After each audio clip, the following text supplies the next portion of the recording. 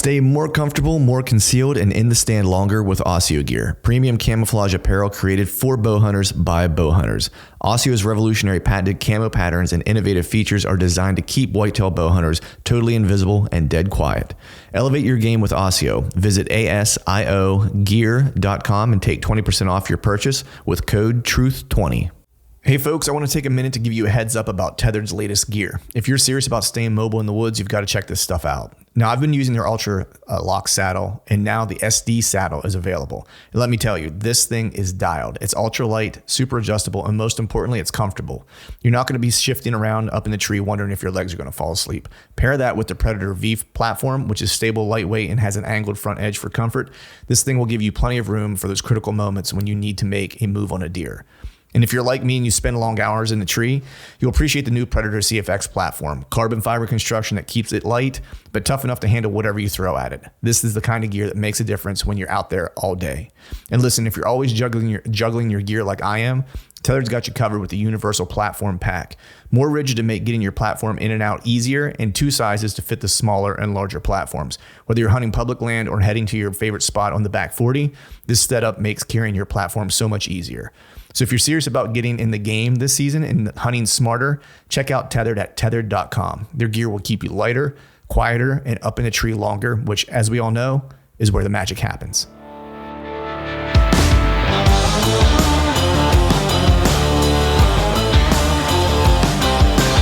All right, folks, welcome back to another episode of the Truth from the Stand Deer Hunting Podcast. Today, I got on a fella by the name of Ty Jennings. What's going on, brother? How you doing, Clint? Thanks for having me. I'm good, man. It's I forget who, somebody. I mean, I had followed you for like a little while, or had not kept tabs. I don't want to feel like it's Big Brother creeping you out or anything like that. But had known of you, and I forget who reached out to me recently and said something. I was like, man, you got to have Ty on. I want to give the person credit, because they just reminded me, right? It's like you do 52 shows a year, and it's like you can't possibly get everybody on in a year that you want to get on. Schedules don't match up. And they reached out to me. They're like, dude, you got to have him on. He's a killer. And then he referenced like a couple buddies. I think Jake Bush. Are you friends with Jake? Maybe. I don't know Jake, but I know somebody that's good friends. Okay. Yeah. Well, because I know Jake from doing the show and stuff like that, and I just like his approach, and he's just a good dude. And they said this dude is like cut from the same cloth, that like get after it, grinder, type of guy. And I was like, all right, that's a done deal. Like I got to have him on. So I reached out, and appreciate you being able to make some time to come on, because I know your life is busy. But otherwise, how you doing? I'm good, man. It's just, like you said, it's chaos, and I appreciate the invite to come on. I don't consume a whole lot anymore, but your show is definitely on the top of the list. So I do appreciate you having me on. Yeah, man, I appreciate that. The other thing I was stoked to see was the Vans hat, dude. So, brothers, I'm too, like, I hurt myself now if I get on a skateboard, right? Yeah. So it's like I haven't jumped on one in a while. But, back in the day, that was my mode of transportation and mode of fun. Were you a fellow, skate guy, street or vert? Yeah, a little bit. I mean, like you said, now I'm in my mid 30s, and it's like if I get on one, it's a little wonky. But I still rep the Vans. I walk around in Vans. If I can hunt in Vans, I would. Yeah, I hear that, man. It's a funny story. I was literally just talking to my wife about this last night, because I forget exactly how we got on the topic of it. Or actually, it might have been my in-laws were in town this weekend, and we were kind of talking about it. So we were talking about boots. My father-in-law, his feet are. He had some like cancer treatments and stuff like that, and it messed up his feet like years ago and stuff like that. So he's always battling to try to find good shoes, good boots, whatever. And so we were talking about boots, and I just said, I was like, what's funny? I was like one of the best hunts. Well, as far as like access hunts, I've ever had. I was like, I got to like where I was hunting, and I ran out after work, threw all my stuff in the truck, and took off. And I usually always keep like, even if it's not my main pair of hunting boots, I usually always keep like a pair of boots in the truck, just in case, like all hunting season long. That way it's like if I forget them, at least I have a set, right? Yeah. Jump in the truck, take off, get to the spot, get my bow out, get my bag, get my pack, ready to roll. And I'm like, all right, I got to put my boots on. And I go and I'm looking around my truck. It's like, I got no boots. like I left them at home, right? And all I had on, like what I typically wear is like my main shoe is like I just wear black Vans slip-ons. Like that's what I rock. And that's what I had on. And so it's like I ended up doing that hunt and black Van slip-ons. and, and it was the quietest that I'd ever been in the woods because you could literally, skate shoes, like you want to feel the board. Yep. And so you're in the woods, man. You can feel every stick, everything under your foot, man. I don't think I broke a stick the whole way in or the whole way out. So Vans, if you're listening, make a skate boot or make a hunting boot. Yeah, that's funny. Yeah. But yeah, I don't know how they didn't fare so well in the briars. My feet were a little ate up, but so dude, let's just kind of jump right into things, man. I like to always kind of break the ice with giving everyone a little bit of context about where you're from and your background, stuff like that. So before we start, just let everyone know, where in the world you live and what you do for a living. Yeah, I'm in New York, central New York, and married. I got 3 kids with another one on the way, so I'll have 4 under 5. Cool. And I work shift work. I work in nuclear. So for the last 8 years, I've been on a swing shift, nights, days. I get a pretty good break, a 7-day break every month. So if I stack some vacation on that, I get some good time off to hunt. So yeah, I mean, I kind of grew up doing this public land thing. I mean, if I could, I would hunt private land, but public land is the arena I grew up in. My dad's always hunted public land. He's been doing it for 40 plus years. So it's kind of all I've known. Right.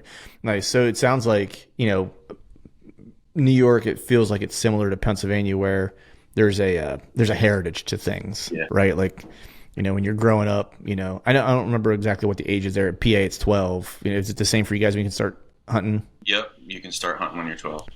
Yeah. And so was it kind of like the similar upbringing that I probably had, which was like a lot of gun hunting growing up? As soon as you turned 12, it's like you were at hunting camps and stuff like that. Was that kind of how you were introduced to hunting? Yeah, we definitely had that whole hunting camp feel. I mean, I remember my dad shot a buck and a doe. I think he doubled up the day I was born. I mean, he was always out there. So even before Nice. 12, he was always dragging us. Even if we didn't want to go, he would drag us on track jobs locally, and I was always waiting for him to get back. But we had hunting camps. We never gun hunted, though. I didn't gun hunt until 2020. That was my first time ever. But I mean, he was always out there, even through gun season, with a bow. So Wow. That's all we did. Wow. That's wild, man, because, a lot of these big hunting heritage states, like you usually always start with like a gun in your hand, Yeah. because for me, I was the opposite where growing up, my dad would take the recurve out on like windy days or wet days, like usually like the month of like November or whatever. He would like to try to stalk something or whatever, but he wasn't like a big archery hunter. We were primarily gun hunters and small game. As my dad still loves to go hunt pheasants and stuff like that and rabbits. I think he'd actually prefer to do that than to actually like deer hunt for the most part.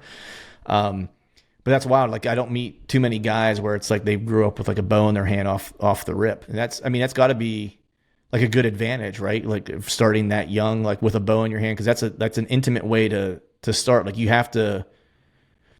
Where I feel like, look, I'm blessed that I grew up in a hunting family first, so say that out off the rip. But I sometimes feel like, man, how much different would it be if I grew up with a bow in my hand instead of a gun in my hand? All those like formative years and understanding how to get super close to deer and be like a little bit more detailed than I was growing up.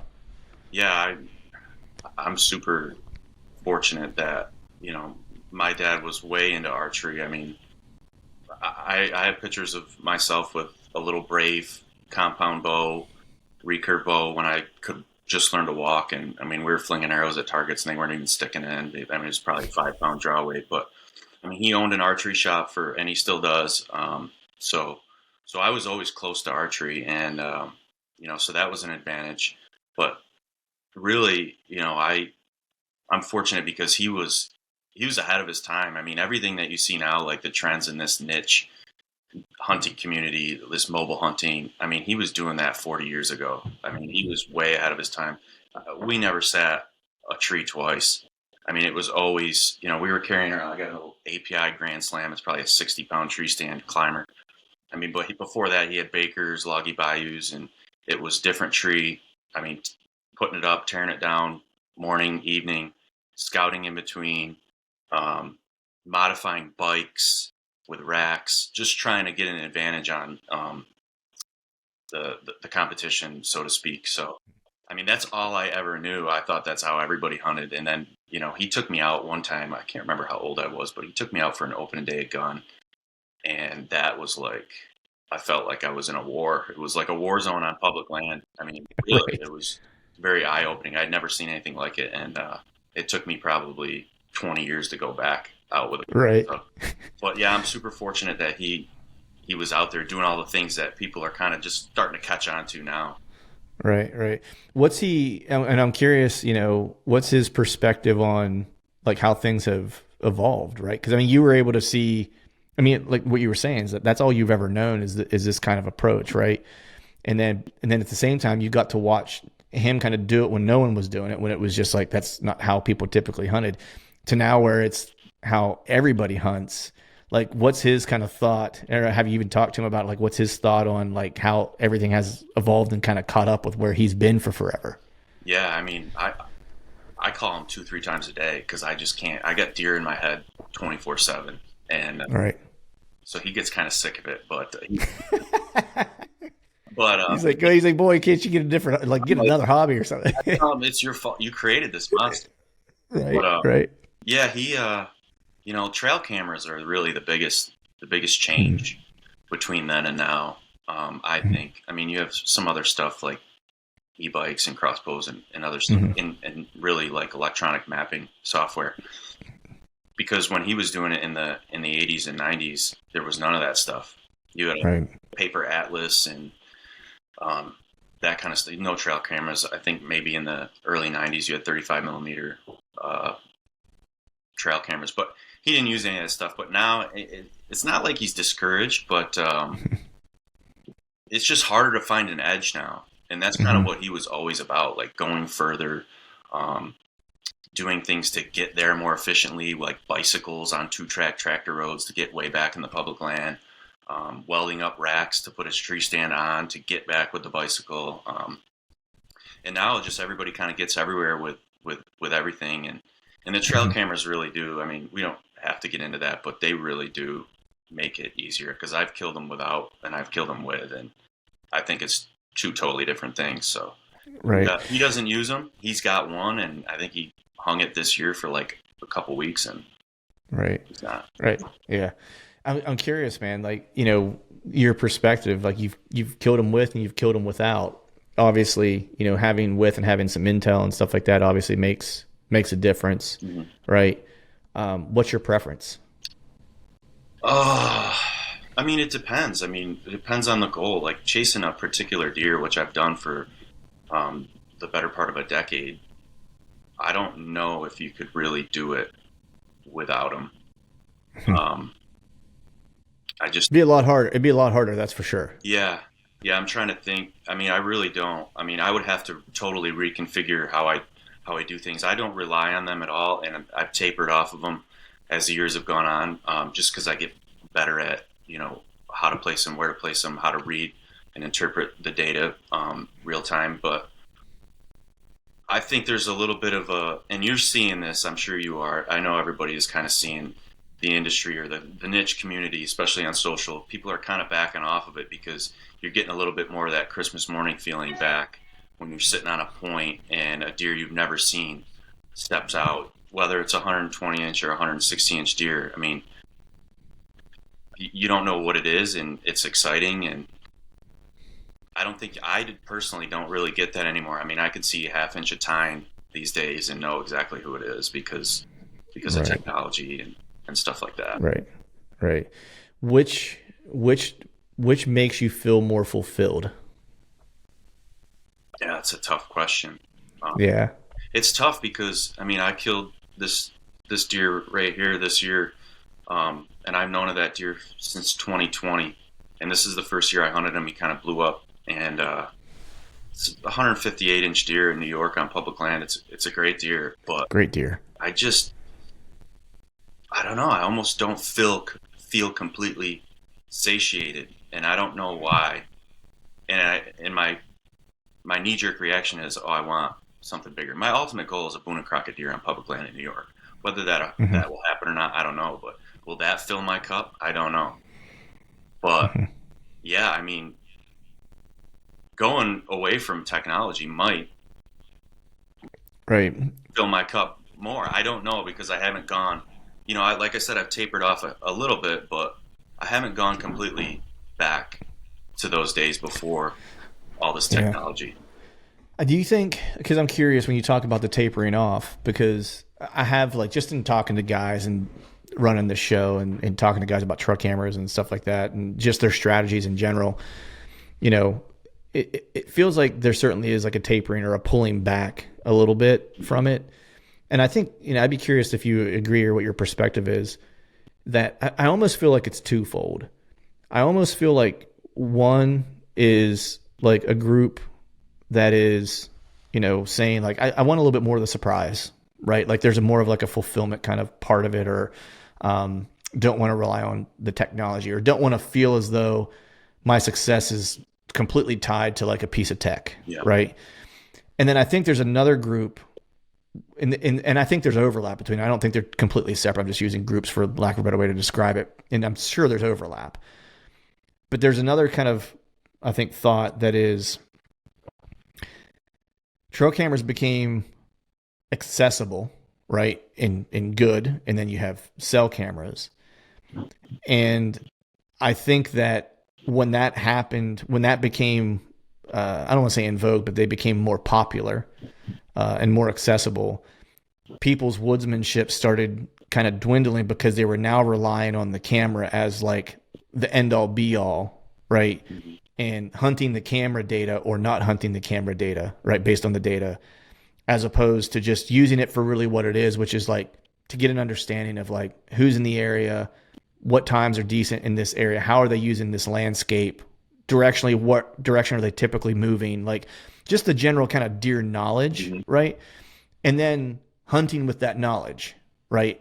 I think people weren't necessarily doing that. I think they were hunting the camera. Oh, Does that make sense? yeah.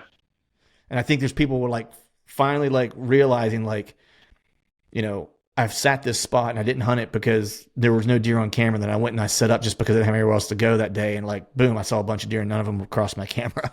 And it's kind of, and it says like, yeah, your camera's not telling you everything. They'll lie to you often, Yeah. Do you think do you think those two things are kind of happening at the same time? Do you think there's one that's stronger than the other?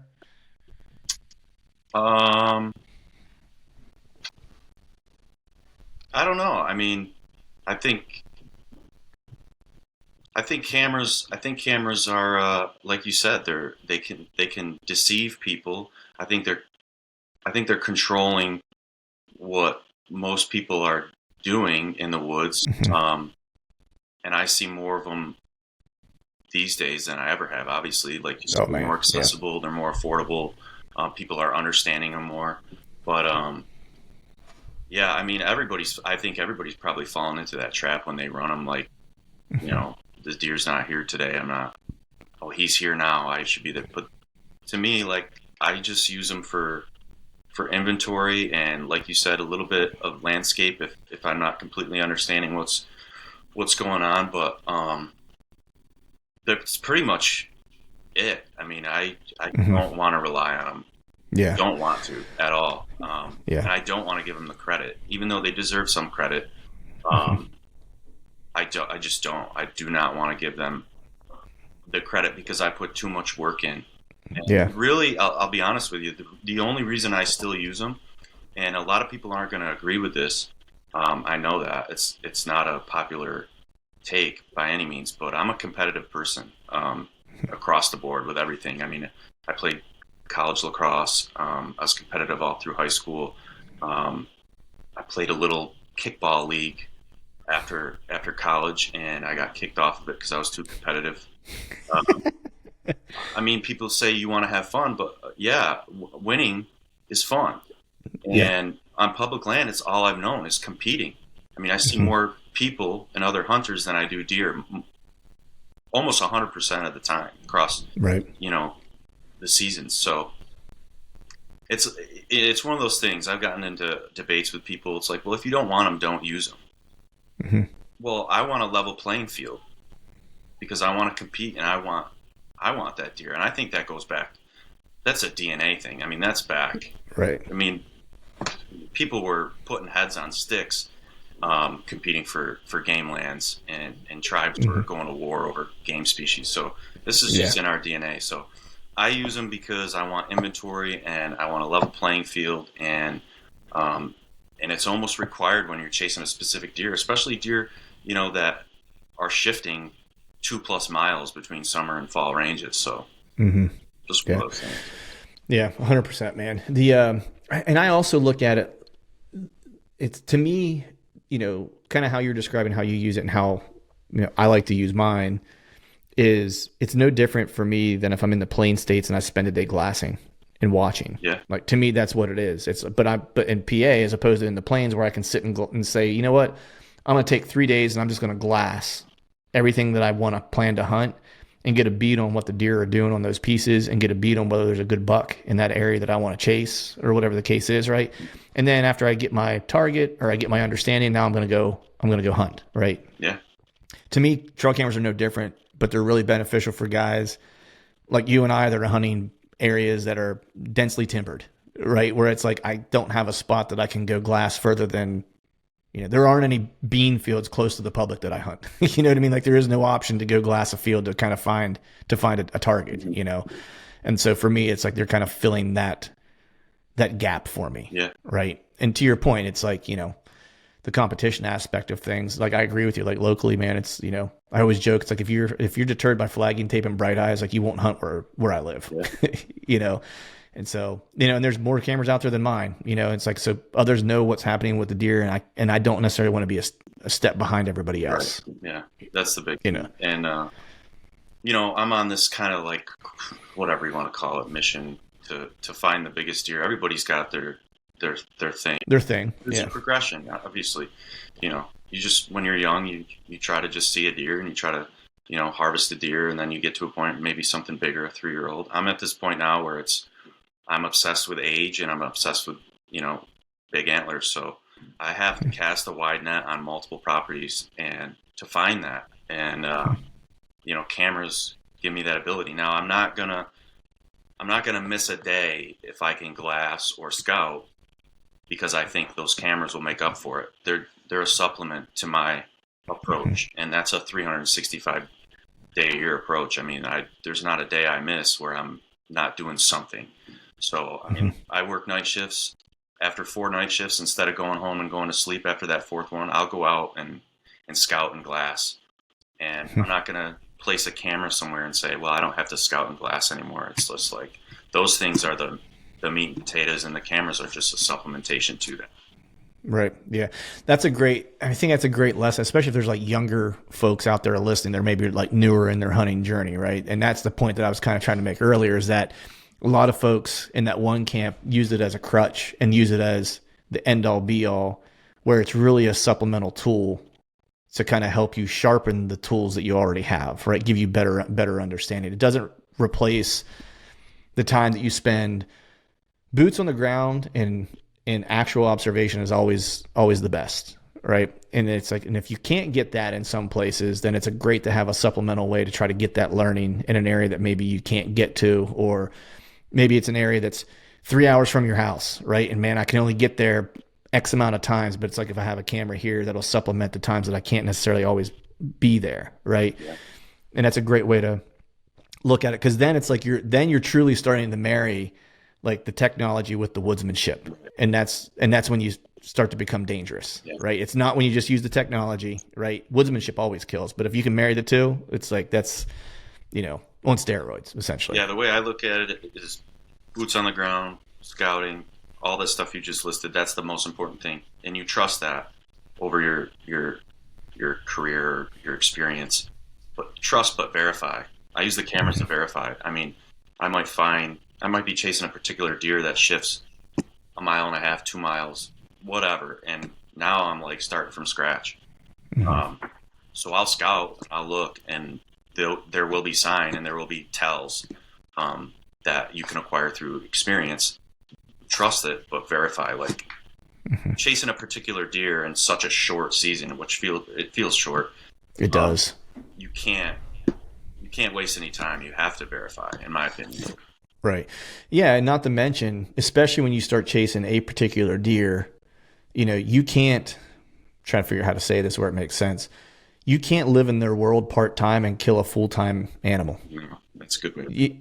You know what I mean? Because I think a lot of times people, will say that they put in a lot of work or a lot of effort or whatever, and they feel good about their plan or whatever the case is. But it's like, man, that deer lives there all year round. Mm-hmm. Like every day he's there. Right. And you show up 2.5 months out of the year and think that you're going to beat him. You know what I mean? It's like whether you're playing lacrosse or whether you're doing jiu-jitsu, it's like, let me train all year round, or you practice all year round, right? And then you try to come beat me at that. Right. You know what I mean? Like on the rip, just be like, I'm going to show up for 2.5 months and try to win. Yeah. It's like, it's not going to work out for you. That's what it is. Yeah, exactly. Man, so, we started kind of talking around it a little bit, but, what type of area are you hunting? Because, like, I think, when I think of New York, there's obviously like different sections of New York that are kind of vastly different, right? And I don't know a whole lot about central New York. So just like paint a picture for me about the type of like terrain and habitat you spend most of your time in. Yeah, so like I said earlier, I cast a wide net, so it's anything from mountain terrain to drumlin, like deglaciation, north-south running, hills with river bottom.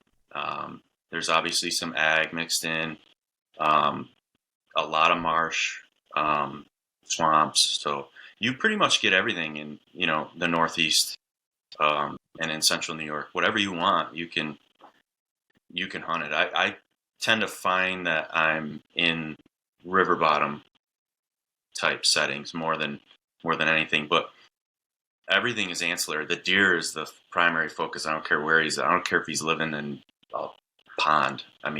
Right. It's just, but yeah, so I tend to spend my time in open country, like river bottom, but there's timber mixed in, and I like to stay in a spot that's got plenty of room for me to stretch my legs and kind of push these deer around. If it's anything under like 500 acres, it's like, now you're getting into this weird, that deer could be on a different property, and I can't spend my time chasing a deer that's not on a property that I can hunt. I like bigger properties. Yeah, those smaller pieces are challenging, right? Well, one, like the pressure's usually pretty insane. There's usually only, a handful of appropriate setups, if you will, right? That are like where it's like clear, where it's like deer want to do this, and there's usually not a section of that's not molested, right, during the season. And then exactly what you're saying, man. It's like if that thing jumps the property line, and you're playing the game of, am I close enough at the edge of the property line that deer is actually going to make it to me in daylight? If you're playing like his, off of his bed or whatever, it's like then you're hope hunting to a degree, which is never fun. Yeah, I can't do it. Yeah.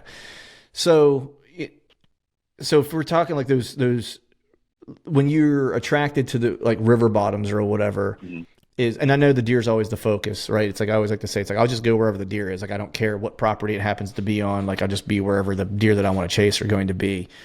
But I do find myself at least gravitating at times, all things being equal. If I have deer of similar caliber or whatever, right, that I want to chase, and they're in 3 different pieces, like the one that I have water access to is a lot of times the one I will gravitate toward. And I'm just curious, do you ever find yourself gravitating toward that kind of setup because of like the access is a little slicker and it also acts as a little bit of a barrier to kind of reduce some of the foot traffic?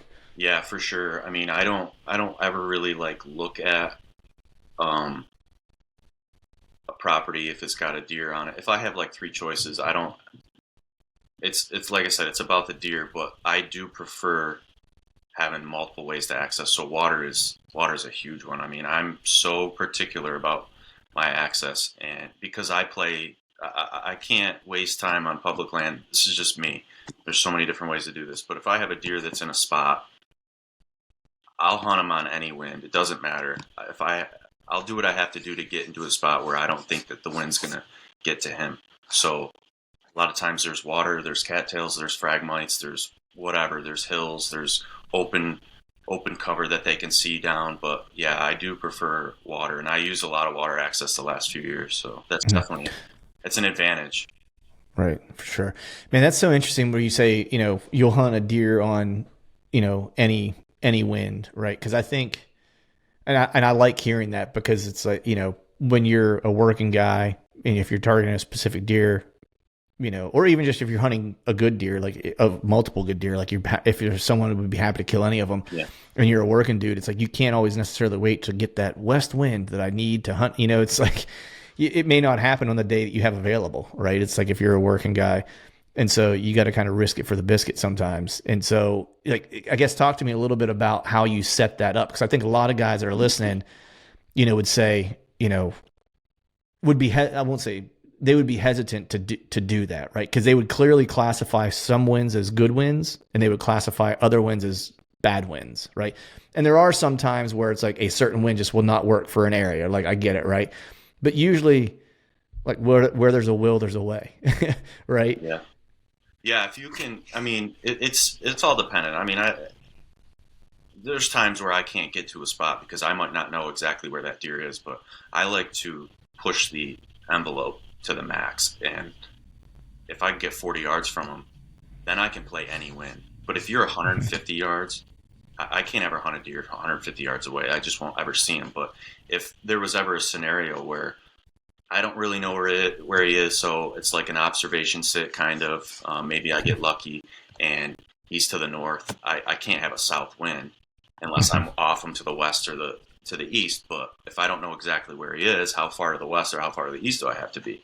But a lot of times I know where these deer are inside of an acre or two, or I have a good idea. So when you're that close, you can play any wind because you could just be off of them 50 yards and that wind is fine. You know what I'm saying? Yeah. Yeah. It's one of those things like this deer behind me, that second one that I killed this year, he was living on this like point, and it was a pain in the ass because the wind would come down. There was 3 river channels that met at this point, and no matter what the forecasted wind was, it was coming down these river channels right to him. I had to do all kinds of crazy stuff just to try to get close enough, but I knew where he was, but I could never get close enough because it was all wide open cover. Right. So it was kind of a circus getting to him, and it took a long time, but yeah, it's one of those things where I'll try to I can't wait. I mean, if you don't, somebody else will, whether they mean to or not. But if you're waiting on a deer because you need a west wind and you have souths like we do in New York a lot, there's just somebody else is going to be in there. Somebody else is going to do the job. So I have to get creative. A lot of times I'm on the ground because of it, because I'm so close. I prefer to be in a tree, but a lot of times there aren't trees. Or I'm so close that I'm so anxious if I take one step up on a stick, he's going to see me. And I've had it happen. So a lot of times I'm on the ground, I'm tucked into the sides, just off of them. And one more point, you said some people say, well, this is just not a good wind, or this is a good wind. I was talking to a buddy today, and he's hunting a big deer on public, and he's like, the south wind is terrible. And I'm like, well, we both know the south wind is terrible for you, but can you get off of it just enough? Because that's good for him. He knows where you're accessing. He wants that south wind. So he's going to move probably on that south wind if he doesn't smell you. So what's good for you isn't good for the deer all the time, and what's good for the deer is not always good for you. So you have to play games with the wind and manipulate your spot in order to get close, because a good wind for the deer that's the time to kill, in my opinion. Yeah, yeah. Man, you mentioned an observation set, and it gave me kind of like the perfect transition just to kind of ask, when you think about your approach to hunting, because a lot of people will kind of think of observation sits as like being a little bit more conservative, right? And they think of like those kill sits as obviously being like the aggressive sits, right? Mm-hmm. And so I'm just curious, just listening to you, I feel like you're probably a pretty aggressive. Like you don't wait for stuff to happen. You try to initiate it. Right. But like, do you feel like your approach is like more aggressive, more conservative, like, whenever you're chasing a specific deer? Yeah, it's definitely aggressive. I don't know who said this. I think it was, somebody in the industry, but I think it was Bill Winke, and he's a pretty conservative hunter. And he said, 2 ways to break down a piece of sandstone. You can slow drip it, or you can pressure wash it. And I'm a commercial grade pressure washer. I mean, if I don't kill him, I want to bump him. I want to see him. Mm-hmm. So Yeah, I'm pushing the limit every single hunt. I'm not there, and we've all done this. I did this for years, where it was okay. Get out of the truck, get your stuff. You're going to a spot. You get to your spot. You're hunting a tree because you may be in a climb or whatever. You finally get up the tree, and now you're hunting, and now you're hoping. And I just can't do that. I can't sit there anymore. I want to feel like every single hunt, I'm gonna kill him. I'm gonna see him, and I'm gonna kill him. So there's a lot of times where I can't even set up to hunt because I just don't have that instinct that this is it. The right spot, right? So like this particular deer that I killed this year, I couldn't get close because I couldn't. I did all the work. I watched this deer. I knew him from 2020. I knew a lot about him, but where he was set up, I just couldn't. I didn't have the conditions. I needed rain, and I needed some sound. I needed some noise cover to get close. Otherwise, it was just a mess. It was too loud, and there wasn't enough movement. He would have seen me. So I had to stay off him like 100 yards all the time. And that was just killing you, I bet, because that's not your game. Killing me. I mean, I couldn't do anything. There was literally nothing I could do. I would get to a certain point, and I could not get any further. And I did not want to bump this deer because he's a swimmer, and he'll go across the river, and I didn't want to lose him. A lot of times I don't lose these mature deer. You can't push them out of their core. I was gonna ask you that, right? Because like you mentioned bumping deer, and that's one thing that I don't mind, and I try to break myself of this. When I travel out of state, I'm way more aggressive than I am when I'm at home, right? And I've known this about myself for several years now, and it's like every year I feel like I get a little bit better at it, but this year it probably cost me. Well, I know that it did. When I'm out of state, it's like I have no problem bumping deer. I don't care. I'll bump them and then I'll relocate them, like no big deal, right? When I'm at home, though, it's like for whatever reason, it's like I just get the itis where it's like I just do not want to bump the deer, right? For whatever reason, and I'd probably be better off to bump them, to be quite honest, right? Because out of state, it's like I love getting that visual to know that it's like, okay, they're here. Here's where they're at, right? It's like, well, where are they going to retreat to? Like, right? Well, I can look at a map and go, well, here are the places they would probably go to if I bump them, right? And they typically don't leave the county, especially those old deer. Man, they got their haunts, and I feel like those older deer, they kind of shrink things down. They don't move quite as far, some of them, especially like in October. Might be different depending on the deer, like when you hit November and stuff like that. But, talk to me a little bit about, bumping deer and just kind of like relocating them, and just like your experience with like how far do you have to go to relocate them? Are they blown out of the county, or are they just like switching from one bed to a different bed in the same bedroom, or whatever you're finding? Yeah. Through earned information. I mean, this isn't stuff you can really pick up from other people because it's different, scenario dependent. But when they hit 5 and especially 6 or older, I mean, you can, in my experience, you cannot bump them unless you hit them and wound them. You cannot bump them out of their core area. I mean, every year I watch these deer go from 3, 4, 5, 6.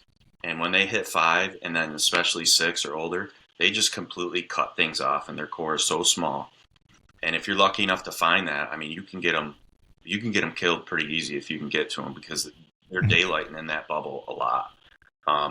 There was a deer I chased and I shot last year, October 1st. A lot of history with that deer. I mean, tons and tons. He was like, this deer felt like an authority to me. So I lost him. So that one still hurts. I can get sick over it. But anyways, when he was 5, I bumped into him in this little spot off this 2-track road. And we had an encounter for about 2 hours. And I had chased this deer in the summertime when he was 4. I physically chased him to see where he would go, where he would exit. And this encounter, I already had filled a tag, so I couldn't shoot him. But I chased him. I physically ran after him and chased him for a long time to see where he would go, because I want to know. Maybe it's not important to know, but I want to know where he's comfortable going. And I learned a lot about that deer. And then at 6, the next year, October 1st, the first evening I sat, I was 40 yards from him, bedded down, and he walked to me, and I took a frontal shot. And that's a different story. But the point is like, I don't think you can push these deer, but this deer in particular, I didn't know where his core overlapped because he was so nomadic. I had him where I wanted him, and he was bedded right up against the river.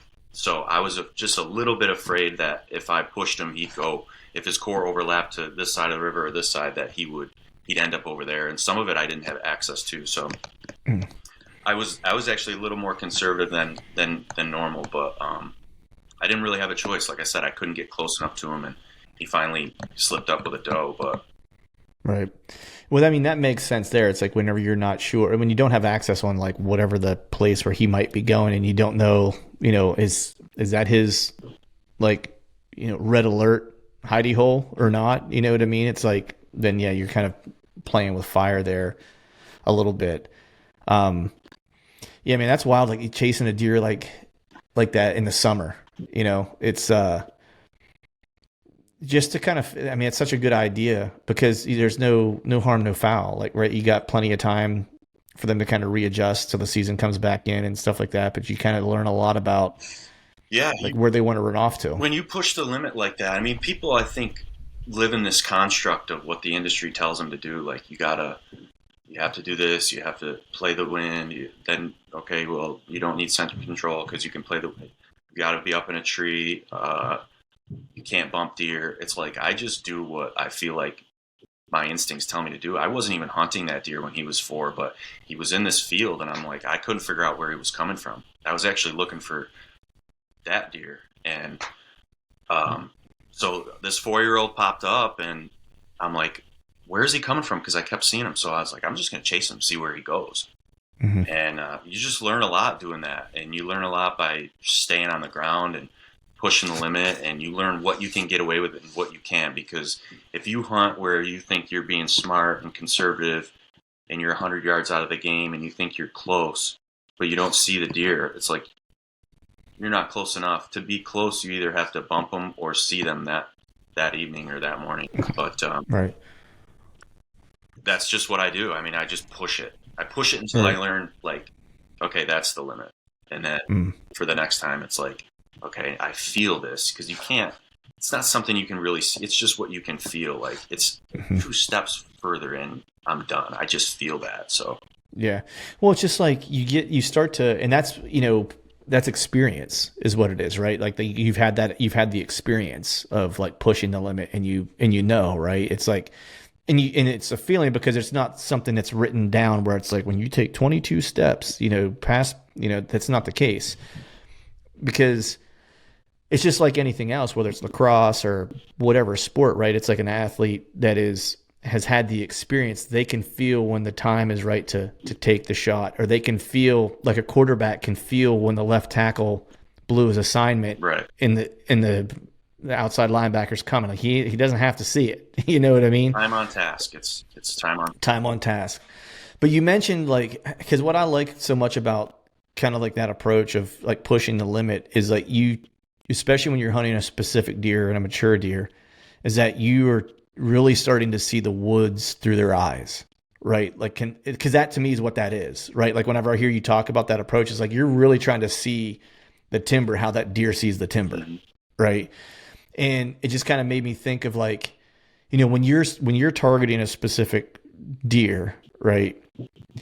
Like, what's your mindset like whenever you're going to go after a specific deer? Like, what is it that will, aside from the size and stuff like that, right? Like, maybe the better way to ask it is like, what is the thing that lets you go, all right, it's this deer, and I think he's killable? Because that's always the thing, right? Like a deer has to like be killable, right? If you know of a deer, but you don't ever get any visuals of him, maybe you have him on trail camera and it's only at night and you never see him, right? It's like that deer is a ghost, right? He's a phantom to a degree, right?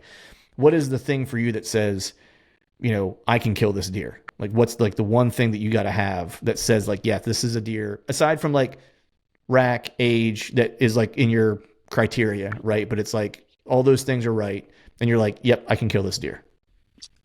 Yeah, I mean, let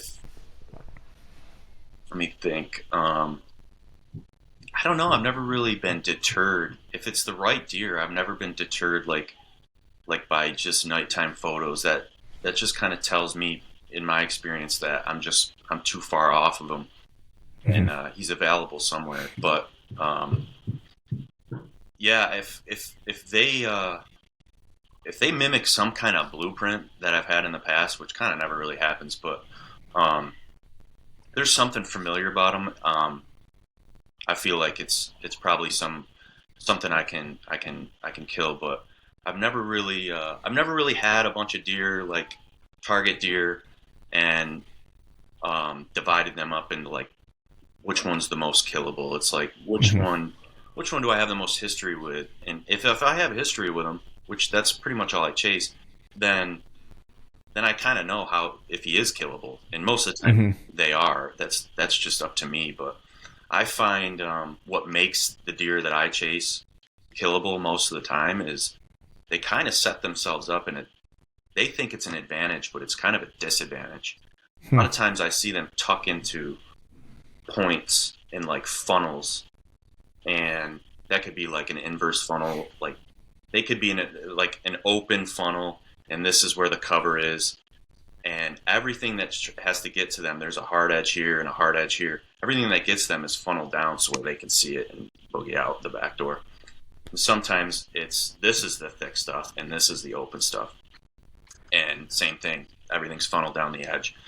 But I love that, and a lot of the Mhm. deer I hunt do that, and that's what Hmm. gets them killed because they're at that apex. They're Mhm. at that point. I know where they're at. Their advantage is also their disadvantage if it's known. Yeah, if it's known, and that's the biggest thing. Is like hunting a particular deer is simple. It's not easy, but it's simple. It's find the deer, and if you found the deer, then you can employ all these tactics. There's so Mhm. many of them. But if you haven't found the deer, then find the deer. Don't hunt until you find them. And however you Right. need to find them, you glass them, you walk until you bump them, you throw trail cameras at them, whatever you have to do. But it's a two-phase thing. It's find them, hunt them. You Right. have to have him found first. You can't hunt something you don't know where he's at, and that's just how I go about it. I mean, other people are successful in other ways, but I just know one way, and that's find him and then employ all those Right. tactics. So, Right. Well, I mean, I like your approach because it's pragmatic. It's logical. yeah, And I think for me at least, it's like that's kind of how I like to wrap my head around things. Right. It's like step one, where's he at? Step two, what are the ways based on where I think he's at and think he's spending time, or plausible ways to kill him based on the factors around him. Right. It's like the old saying, don't leave deer to find deer, or don't leave a good buck to find a good buck. Just find him and then hunt him. Um, yeah, and I know you were kind of saying like, whatever way you have to kill the deer, it sounds to me like you let the deer tell you how he needs to be killed. You let him kind of like determine the outcome to a degree. But have you found like any consistent, I don't want to say consistent. Let me put it this way.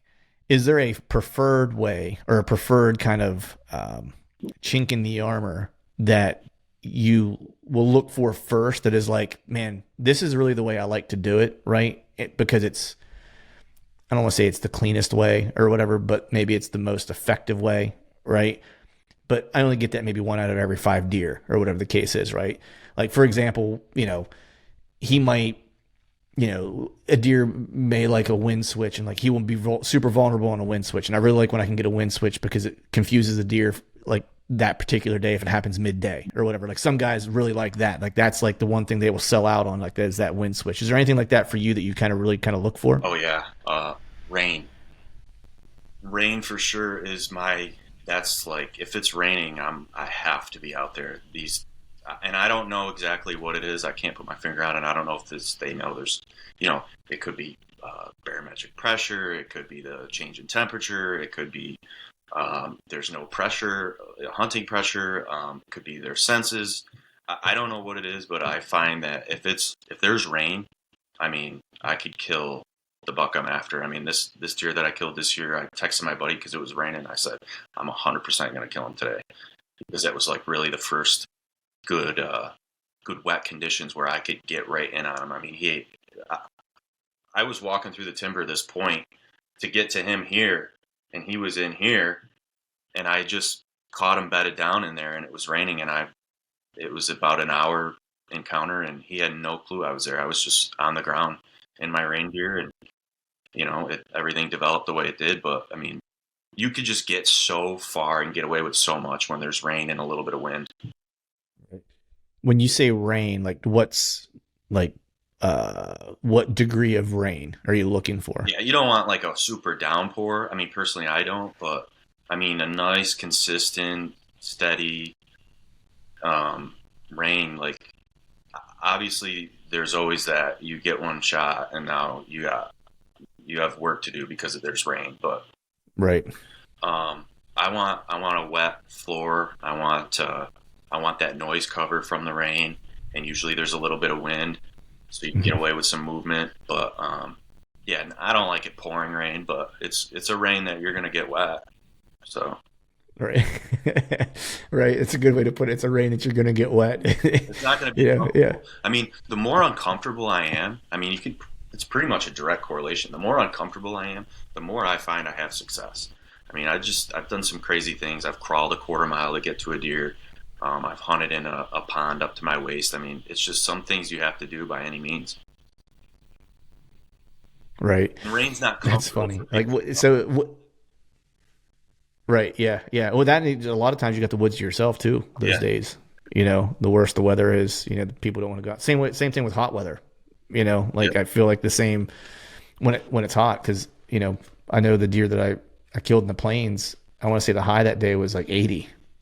It was a warm, like crappy day that you wouldn't necessarily want to be hunting. And that was the day. What's the most uncomfortable you ever been to kill a deer? Well, last year that deer that I hit on the first, that was pretty uncomfortable. I mean, I killed him, but I never found him. That deer, I had to get into a spot. It was hot. It was 80 something degrees. He was tucked in this little cattail slough. I mean, probably 50 yards by 50 yards, very small. And then he had a little pond off to his south. But I had to be on my knees, and I'm not a very flexible guy.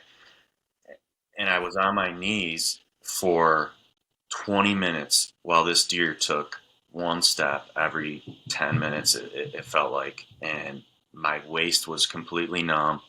I was at full draw. I mean, my body was completely my legs were throbbing. And that was probably part of the reason I rushed and took the shot I did. But that was a pretty uncomfortable hunt. You had mosquitoes, which a lot of guys don't like. I just deal with it.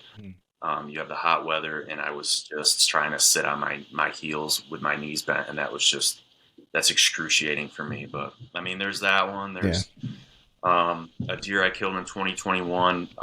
He caught me climbing a tree 7 days prior, and he was living in one of those points. And I had to crawl with my tree stand on my back about a quarter mile just to get to a spot where I could keep a piece of cover between him and I, because it was wide open river bottom, and the way he was bedded up, he could see 300-400 yards. So that was pretty uncomfortable. I mean, none of them seem to be comfortable. I mean, I never even sometimes I'll go hunt in the morning, because I don't hunt mornings typically ever. It's been like twice in the last 2 or 3 years. Sometimes I'll just go out in the mornings and sit in a tree stand up in a tree, because it's enjoyable and it's comfortable, and I don't even care if I see a deer. It's just like I want to hunt a little bit. I miss the timber. Right. It's like, yeah, that's funny. It just like you just want some comfort, so I'm just gonna go Enjoy sit in my tree, scenery. enjoy it. Yeah, exactly. The I'm curious. I always like to ask this question because it always seems like there's, like, I think almost like anything you do in life, whether it's a sport or bow hunting or whatever, there's always kind of like this seminal moment of where like you had like an aha, right? It could be at your job, right? Where it's like something's really challenging. It's like you learned this one thing, and it's like, and then man, it's like, oh, if I just would have known that 3 years ago, right? It just makes all the difference. It's certainly that way in sports, right? You learn like little nuances and little tricks. Like once you start to develop that certain skills, and you're like, oh man, once I learned this one thing, like it made everything else so much easier for me, And I'm curious if like, when you think back, like, was there a deer that kind of taught you the most, that kind of really like took you from being like, we'll just say like a good hunter, right, to like a a great hunter, or hunting the way that you had been to like hunting the way that you wanted to. Maybe that's a better way to put it. Yeah, for sure, for sure. This deer right here, I don't even know if you guys can see it, but Yep. there's a deer. He's a 160-inch, just really big New York 5-year-old, and I had seen him in the summertime in late June or early July, and I had never seen a deer that big in New York ever.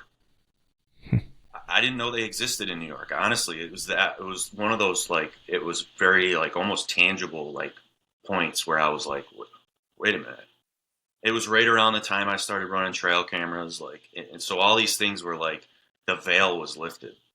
Hmm. So I seen that deer. I saw that deer, and poof, he was gone. July 30th, gone. And so I was like, wow, well, at least we know they're out here. But I was scouting. I mean, I'm in season scouting at this time. I was just kind of, I don't even know what pushed me to do that more, but I wasn't even hunting. I hadn't even hunted, and it was October 13th. I just was looking for something. You know, it was really my first time, like, I really want to target this deer. So 2 miles away, I come across this scrape October 13th. It's about this big on the ground. Small scrape, but I threw a camera on it. And that night, he popped up. And I'm like, how is this possible? This is 2 miles away. Like, how did things line up where I'm looking for this deer 2 miles away and I scout and I find him? Like, it's just like things were just lining up. So the scrape, like, okay, the scrape is here October 13th. I mean, that means something. And, you know, looking back, it's like that was adjacent to bedding. Like, he was bedded 40 yards from there. It's like, of course. Of course, I could have killed him that night. I mean, because he showed up that night. And it's like, well, he showed up that night. I was just there. It's like, well, he backtracked me. And now I'm like looking back, like years and years later, I'm like, of course he backtracked me. Every 5, 6, 7, 8-year-old deer that I'm after will backtrack me. They want to know. And I just, They're curious, man. That's the thing that people don't think about. It's like deer are curious. yeah, they are. And they want to, you know, they might hit your ground scent, but they're going to follow it. Like in my experience, they're going to follow it. So there was all these things lining up, and in 7 days, I hunted him the next day, and he busted me. I was climbing up. I just put my foot on the platform, and I was probably 50 yards away, and I didn't know exactly where he was. I thought he was in the cattails, but no, he was right there, and he just kind of slinked like big bucks do. He didn't make a racket. I just didn't make a peep. Not a peep, just gone. I was way out of my depth with that deer, but I was learning quick. I was processing this quick, and I was, you know, crafty with what I was doing. So I'm like, okay, he's here. I have to access about 400, 500 yards away. He saw me. If he saw me, he can see all the way over here. So I had to put that stand on my back. I had to crawl and crawl and crawl, just the way the access was at the time. And I got into a position where I could only I was like, I have to be in a tree. That was another thing at that moment. So I'm learning all these things. I'm like, I have to be in a tree. So it took me an hour and a half to get in this little piece of crap with vines all over it. And I'm ripping all the vines down. I'm a stick up maybe. And I'm trying to be super quiet. I'm like real particular with my sound. I don't like to make a sound. And so I left a piece of cover in this open river bottom between him and I. So I wouldn't see him come out. I'd only see him when he about got into a range. So I'm sitting there. We have rain. And I'm up in this tree. And I just looked around and I said to myself, I texted a buddy. I said, I'm about to get rained on. It was a negative thing at that point to me. Mm-hmm. And I said, if he pops out, no matter where he pops out, there's not enough time for him to get to me. I might see him, but there's not enough time wherever he is. There's not enough time for him to get to me. So I literally jumped out of my tree stand. That's another thing I do a lot now, physically jump out of the tree stand. If I have to make a move on something. So I jumped out and I started walking towards where I thought he was. And these chunks of cover, they're like buckthorn and willow, and I had just kind of brushed my left shoulder, and I just passed this chunk of cover, and I was in this little gap, and there was another piece of cover, and that deer I had grunted about 15 minutes earlier, just to entice him maybe a little bit. He was doing the same thing. He crossed his piece of cover, I crossed my piece of cover, and now we're both standing in this opening. I'm 8 yards from him. To me, this absolute mega giant, and all I see is 160 inches of antler, and I'm standing there, and my release is in my pocket, and I just go to my knee, and he never looks. I think he was preoccupied with what he heard. I had rain for noise cover, and I was on the ground, which I prefer. I can't be skylined. I had back cover. So I dropped to a knee. I took my release out. I hooked on. He made a little scrape, and on the ground, 8 yards. And like at the time, you're like, but just looking back, I mean, that was like, that lifted the veil, that solidified. Huge watershed moment. Yeah, it was like, I broke through a threshold that some people may never experience and never get to. Like, so like my eyes are wide open. Like I see things differently, like in my world, you know? It's crazy listening to that story, man, because like just getting to know you on this and listening to what your approach is, like everything leading up to that kind of story, like I can tie so many of the things that you talked about to that one instance. Yeah, that was it. You know what I mean? That kind of shaped the way you do things. And then what it also showed you, you know, I don't want to speak for you, but I'd be curious if you feel the same way. It's like, in just listening to you, is that it also kind of taught you that nothing is ever as it seems.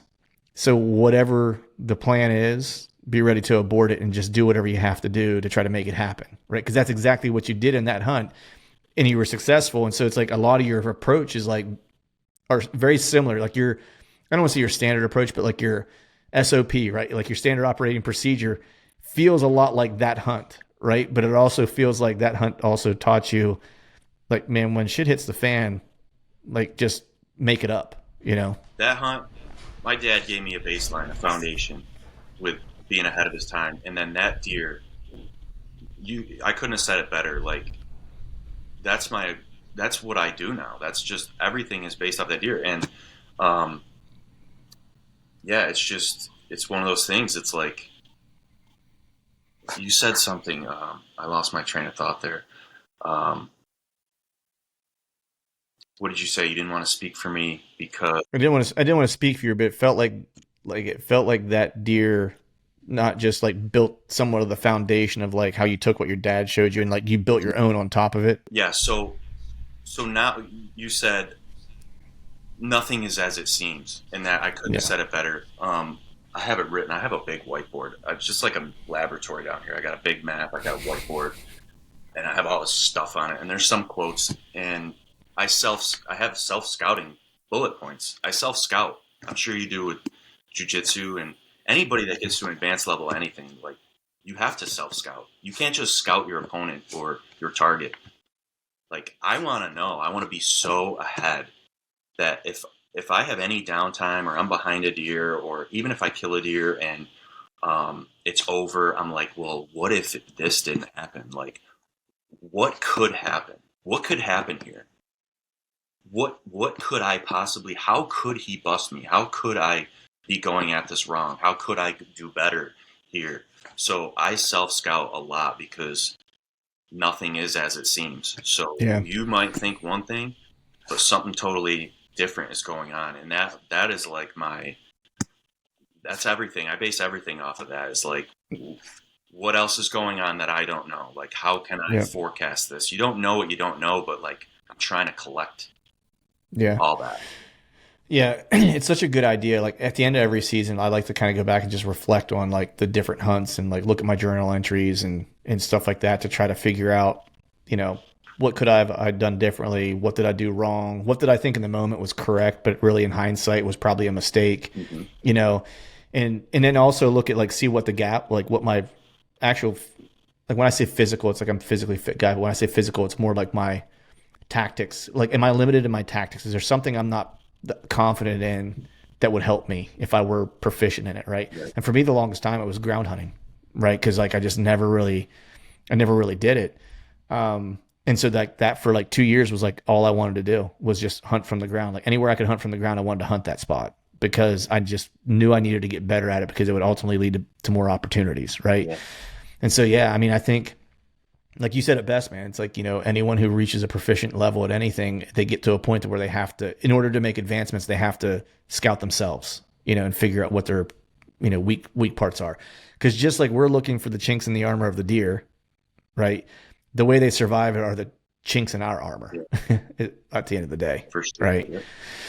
Nice, man. So you killed a buck early season this year, right? Like, and was that the F9 buck was the one later in the year, right? Yeah, the F9 buck is the one that I had a lot of history with. The buck that I killed October 24th, I called him the mystery. I don't like to really name deer, but eventually you have to kind of. You need something to reference them by, if nothing else. Especially when you talk to buddies and stuff. So this was a deer. I was actually looking for another deer all summer, and because I have, you have 2-year-olds, you have 3-year-olds, and you kind of follow them for a while. And so there was a deer that I was thinking was going to be 5 this year, and I was looking for him, and I kept coming across this mystery 8, and I kept thinking it was one deer, but I knew it wasn't. And I had pictures of him. I had a shed off of him. I couldn't figure out how old he was. So he was off the table, but I kept going back and forth with my buddy because he was everywhere. I was just running into this deer everywhere, and I'm like, and we'd be like, man, he looks good here. And like, well, I don't know how old he is. And I would be upset with myself. I have a little bit of history with this deer, but not a lot. And when you hunt, October 1, 2, 3, 4, 5, 6, you get to the 24th and you're like, well, time is running out. But it's not. You just feel that way. You feel that way because you've been putting the time in. Yeah. So I knew in my heart this deer was young, but my brain just got the best of me. And I canoed down the river to this spot, and I was trying to get to a spot to hunt the F9. Parallel lines of movement, perpendicular axis, but I couldn't get down the river. It was too shallow. So I got stuck in the mud. I had to fight for an hour to get out of the mud with the canoe. So I ended up having to basically travel the entire parallel line on this bank.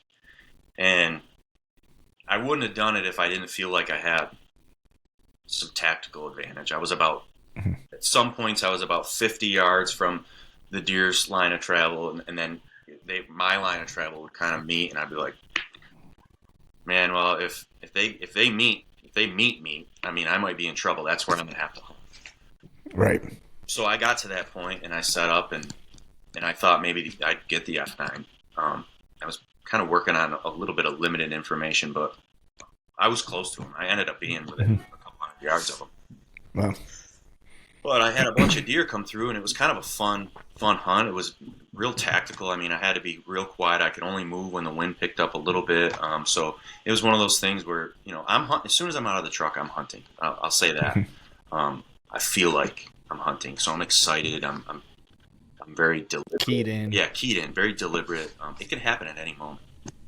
So I get to this spot, and I'm like, I can't get any further, and I wasn't going to get in a tree, but I'm like, I need a little bit of height. So I found this willow that was growing horizontally over the river, and it had a branch coming up kind of all messed up. It was actually leaned like this. So I got my stand up into the branch of this willow, and I had deer come right down the pipe, right like they're supposed to, right down, basically my trail. And I'm like, okay, this is cool. It worked, So now I know, like, I'm recalibrated here.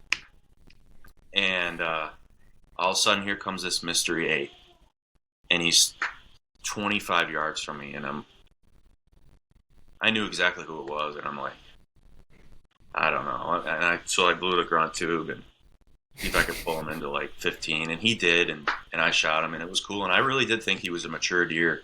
Part of me, just the way he died.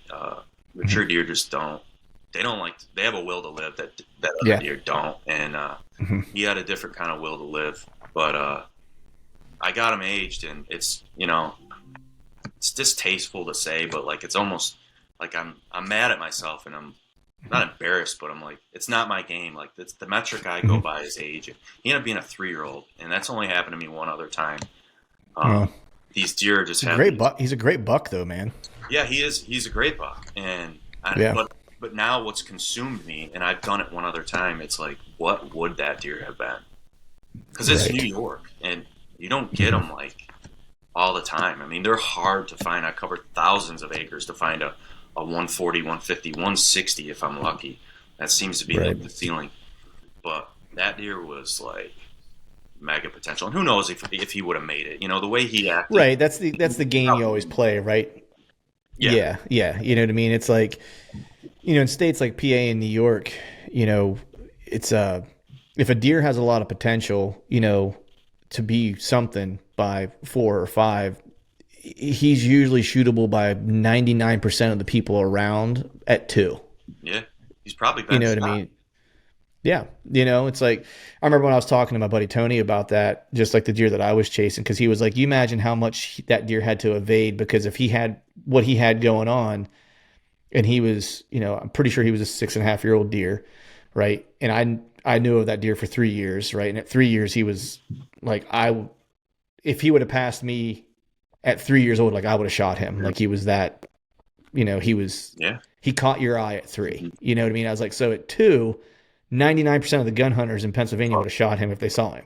You know what I mean? The only year he probably wouldn't have got shot was maybe as a year-old deer. Yeah. You know what I mean?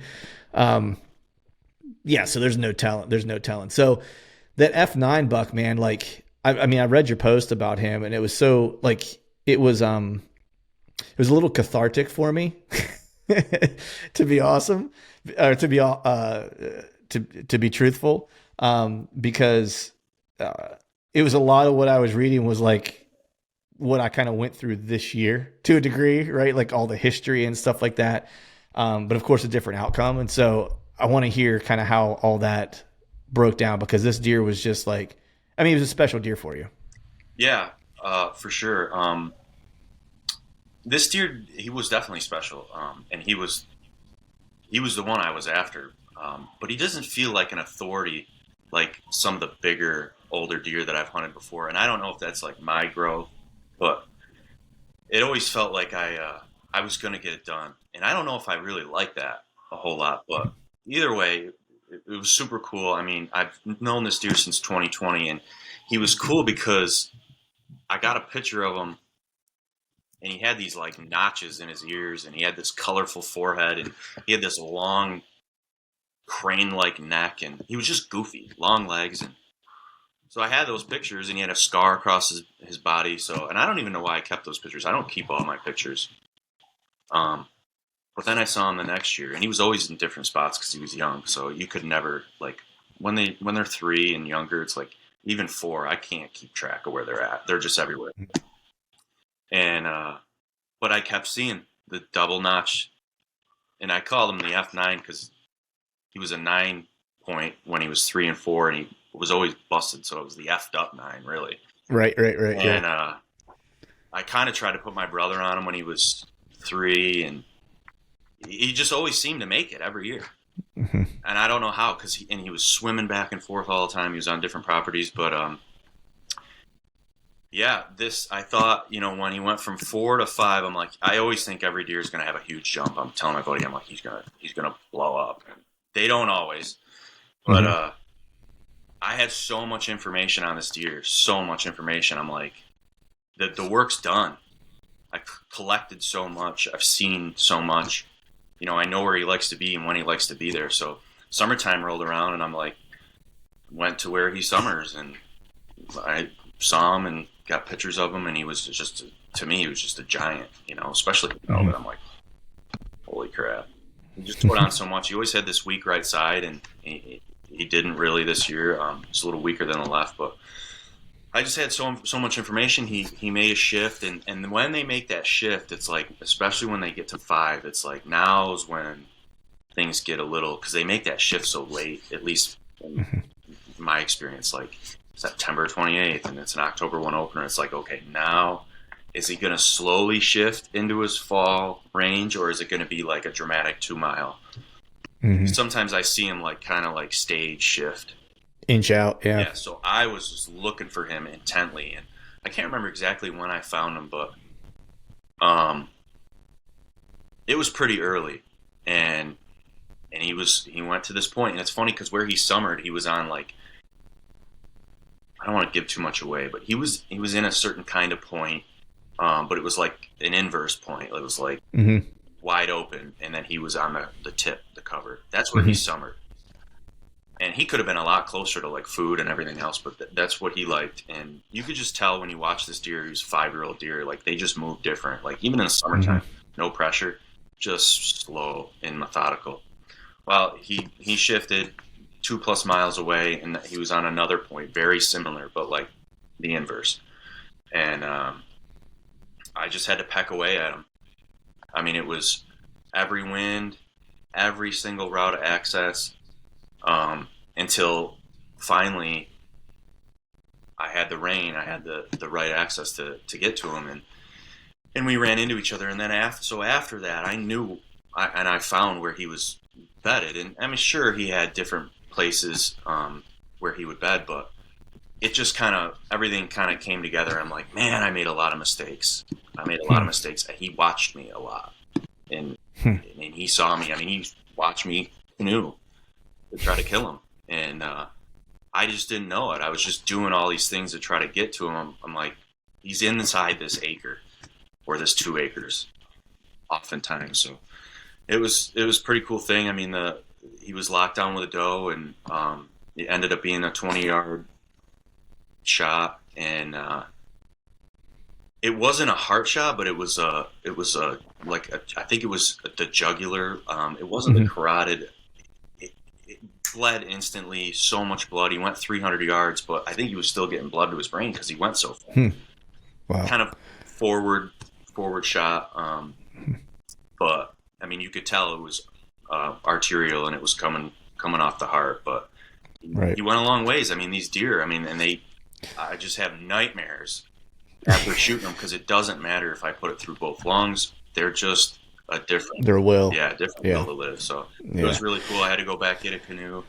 He went across the river and died, and I could see across the river where he went. There's like a 3-foot wide section, just all red where he had crossed, and it was really cool. Nice, man. Was that off the ground? Yep. Yeah.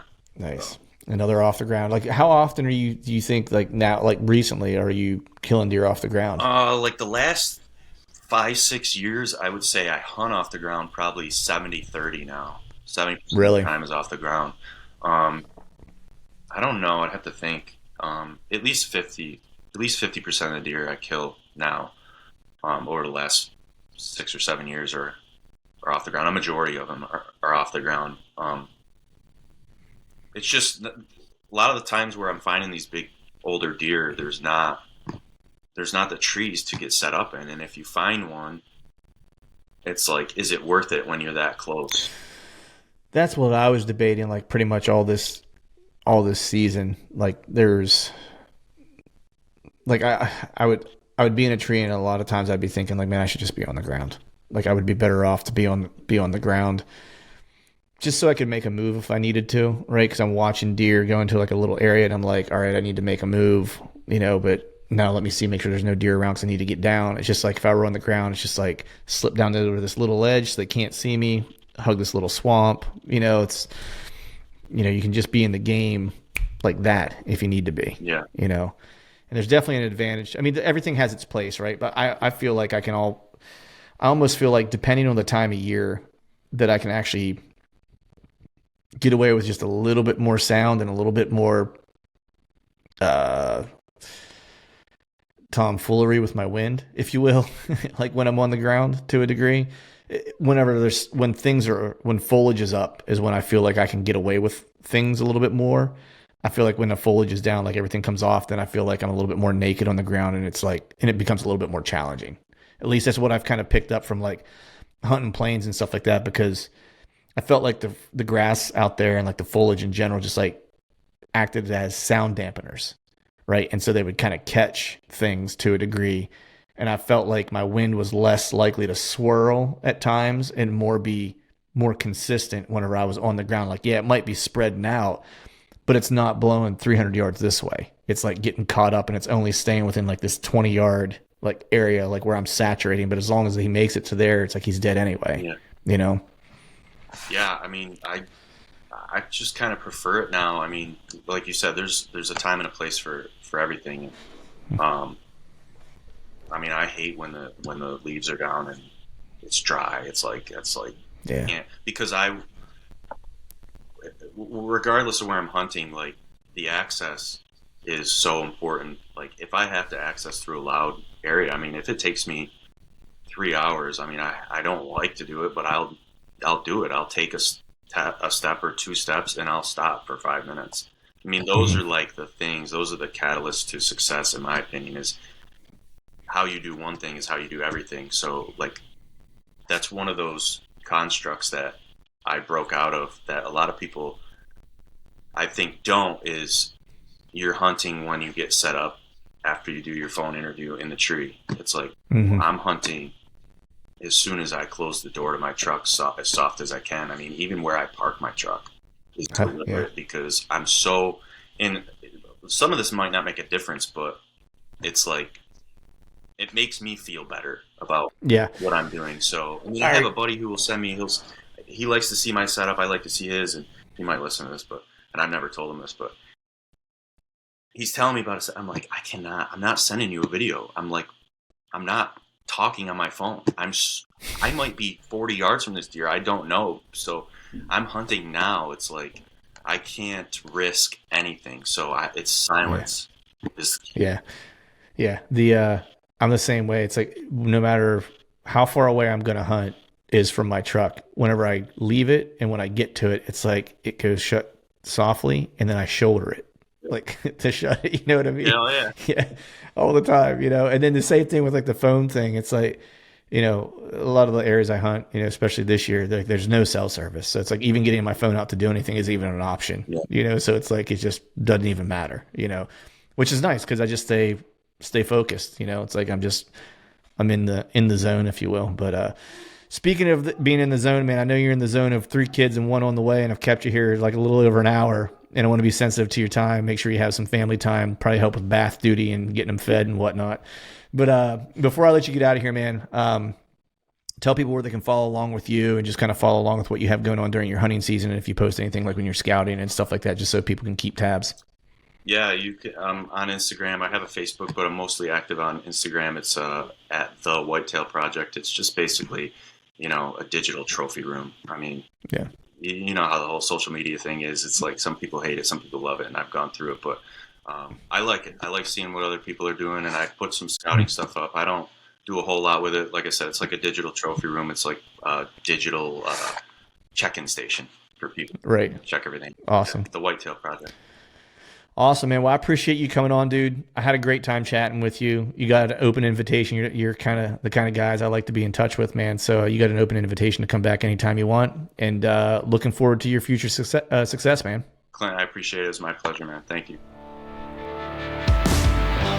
All right, folks, that is a wrap for today's show. I'd like to thank all of you for listening. And if you haven't yet, please head over to iTunes and leave us a 5-star rating. And be sure to subscribe to the podcast. And hell, while you're at it, head over to YouTube and give us a sub there too. And before I shut this thing down, we need to give a big shout out to our partners who continue to help us make this podcast possible. Osseo Gear, Tethered, Exodus Outdoor Gear, and Genesee Beer. And until next time, we'll see y'all.